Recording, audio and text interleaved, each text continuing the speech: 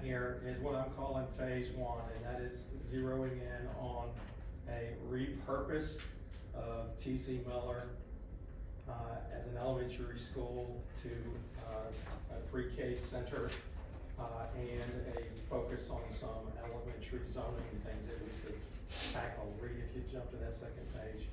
So it kind of it'll come at you in three different phases, and there are slides to back up each one of these. What I'm going to cover is kind of the look at the closure of T.C. Miller as a K through 5 school and where those students would return and go to. Understanding the enrollment sits anywhere between 163 to 170 over this year. A look at repurposing it to serve early childhood education and early childhood education, looking at all components of 3 and 4-year-old traditional pre-K, looking at our growing population of early childhood special education students. You might not hear that word a lot, but there are more and more students presenting at younger and younger ages. A consolidation of what we have in elementary alternative ed, so that's the transition program and the Restore Academy, and then a couple of select rezonings that I think help us out in the long run. So, as a refresher, these are the dots that represent the locations for all the T.C. Miller students that are currently there this year, with a legend off to the side of where their base school is. This is really just a visual to show you that we got kids going to T.C. Miller that come from all over the city.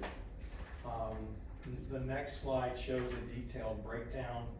That middle column that starts with the number 13 going back to Bass, those are the invited students.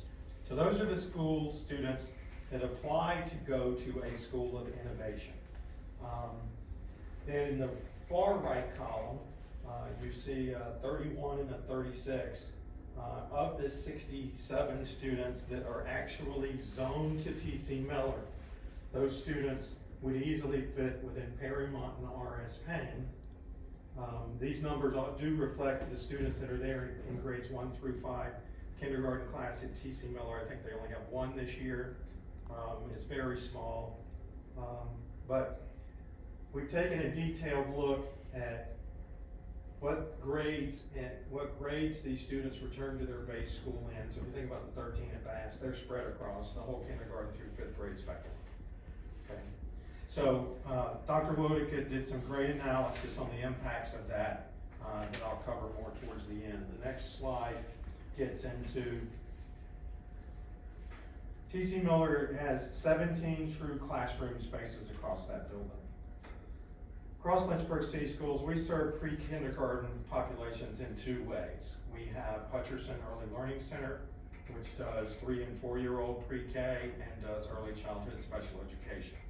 And we also have pre-K classrooms in 3 other elementary schools.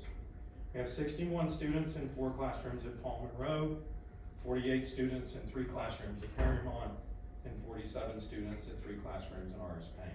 There are 156 students attending pre-K in those 3 elementary schools.